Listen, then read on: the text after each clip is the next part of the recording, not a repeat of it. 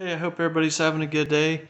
Today we'll be taking a look at setting up your K-Series motor, and I'm just going to go over what I did to get this motor ready to serve as a K-swap motor for my Civic hatch. So, as you can see here, it's looking real nice. When I first got the motor, it was sitting in a TSX in a basically kind of like a junkyard, and the motor was running, but the car had been wrecked, and so it was a great candidate because it wasn't in a front end collision. So when you're looking for motors, you just want to try to get the best deal that you can.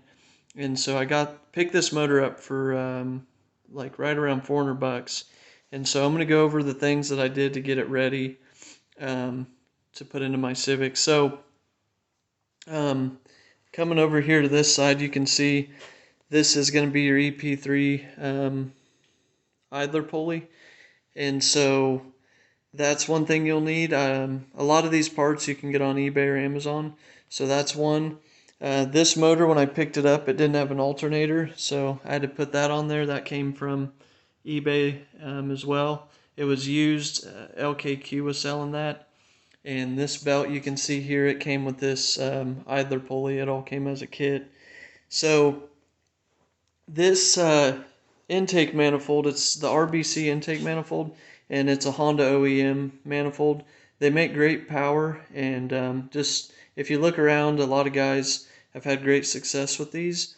And so some of the other necessary mods, this wasn't necessarily required, but for the power goals I plan on making down the road, it's going to be nice to have. So anyways, moving on, you can see here, this is not the factory fuel rail, and so that's one that, um, just like everything else, I got that off eBay, and so it came with this fuel pressure gauge, which it's going to be needed because I'll end up using a fuel pressure regulator, and I'll be able to see where I'm at with this gauge and be able to set it from there. The injectors, they're the factory TSX injectors, and so you can use those no problem. This is a little breather filter. I went ahead and deleted the factory hose that runs off to the intake, and it's just not necessary, so got that little breather filter. This intake here, it's just a super cheap. I got it for like 25 bucks on eBay. It should work just fine. Something you'll see on the bottom side of this, so this hole right here came on the intake, and it was for the PCV hose to hook up to. And what I ended up doing was I ended up tapping into that, and that'll be for my intake air temps. So that worked out really nice, and it was actually a K-Tune product. Let's see if I got it here. Yeah, so I don't know, there's all this stuff I don't feel like pulling down, but anyways, K-Tune sells this little bung, or basically it's something that holds your intake air temp, and this here is an aluminum one. If you wanted to weld it to your piping, you could, but the one I ended up using was just this thread end one that works real nice. So anyways, that is something that you'll need to get set up. So throttle body. This motor came factory with a drive-by-wire. It was an electronic throttle body, versus what I have now. This is going to be cable driven. So what I ended up doing was running a B series throttle body. So you can see right here, we've got it's an adapter plate to go from the K series manifold to the B series throttle body. And you can find those online, just a K to B throttle body adapter. And then this is a B series throttle body, and this one is, I believe it's a 67 millimeter, so it's a little bit oversized. And as far as throttle cable bracket, this is another K-Tune product. This here, you just bolt it on to the factory throttle body location. It bolts right in. And then I did have to make a modification here to this cable wheel. I don't know if you can see the modified portion of it, but this right here, this piece right here, it's just a piece of 1.5 inch pipe that I cut a portion of it off and then welded it on. And what that does is when you run your throttle cable through here, if you don't have this here, which I'd add on, the cable will bind up. You can see here now that when the cable runs, it's got a nice smooth transition into this groove. So that was a modification I had to make. Right now, the way I've got it set up, I'm not using the map sensor location that the K-Series would use, which is right here. So I got this block off plate. And so the B-Series has the map sensor up here, so I'm just gonna be using that.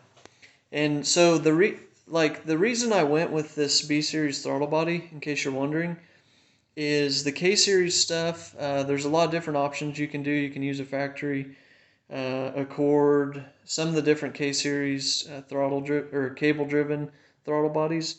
But I didn't want to have all the idle air control valve block-off plates and stuff. This throttle body is very simple. You've got just your map sensor here and then your throttle position sensor here, and there's no extra sensors on the bottom. You know, nothing that you have to block off on the bottom like you do on a lot of these K-Series throttle bodies. So that was a big part of it. Another part of it was the B-Series didn't have this issue with the TPS sensor going out, and the K-Series are known for having trouble with those throttle position sensors. So I figured I'd avoid that altogether by just going with this B-Series throttle body. And you might wonder, how are these going to work with my my engine harness? And if you go, you can find conversion connectors. They're just short little connectors that will convert from the K-Series throttle position sensor to the B-Series. And so I did that for the throttle position sensor and the map sensor. I got a K-Series to B-Series, just a little portion that converts it to where those will be plug and play. So that's something I had to get set up. Let's see what else. Another thing I ended up doing when I got this motor, the knock sensor, right here, it was damaged, so I got another one, and I went with just a RSX, the K20 knock sensor, because I believe that the plug is different for the K24, so that'll allow that just to be plug and play. Also, while we're down here, you can see this is a swivel neck thermostat housing, and so a couple things that this does that's kind of nice. It allows you, if you loosen up these bolts, you can move the angle of this wherever you want. So once you get the motor in the car, you can, you know, depending on how your hose is angled and, you know, whatever you need to do, you can rotate that. Another thing about this is you can see here it's got these little plugs here. If you needed additional sensors, you can tap into these and use them. Right here I've got the coolant temp sensor, and so you know, that was nice just to be able to tie in right there versus having to put it in the lower radiator hose or anything like that. Okay, so moving along, something that you'll need is this side mount bracket. This is from the CRV, and I'll be using Hasport mounts, but you have to get this in order to use the K24 with the Hasport mounts. You have to have this CRV side mount bracket. You can see here, so this is going to be your crank position sensor. This is another thing where, being that this is a K24, it's not going to work plug and play with the K20 engine harness. So just like on the throttle body, I got a little jumper that converts from the K24 to the K20 for this crank position sensor. So that'll take care of that. Here I did something special. This is an oil sandwich plate adapter. The reason I put this on here is for when I go turbo, I'll just remove one of these plugs and I can put in my oil feed line, and that'll send oil pressure to the turbo. Another thing is, if you do end up going turbo, you'll want to have a oil pressure gauge in the car so you can keep an eye on that. So just like, tying in for the oil feed, I can tie in here and put in another sensor for my oil pressure gauge. So there's that. Something else is I went ahead and added in a fitting here. This will be for when I go turbo. It's a 10A in. This will be the oil return fitting. And I can't show you guys because the motor's already together, but I did put a Type S oil pump in this motor. And while I did that, I had all this stuff apart, the timing chain cover apart, and I did put a new timing chain in and a 50-degree VTC cam gear. So just so you guys can fully understand the build I'm putting together, it's a stock motor just with that Type S oil pump and that 50-degree VTC. So I think that's pretty much it. If you guys have any questions, just say something down in the comment area. When I first got into these, I was, there's so much stuff going on. I'm like, what do I need? What do I not need? How am I going to make this K24 work with my engine harness? And so I've been, just taking my time trying to learn, and I'm sure there's still plenty for me left to learn. But you guys, stay tuned. You can be a part of the journey. And this is pretty much it for the K24 and getting it set up for your swap. Well, go ahead and comment below if you have any questions, and give me a like if you would, and subscribe if you want to see more of these videos. Thanks, guys. Have a good day.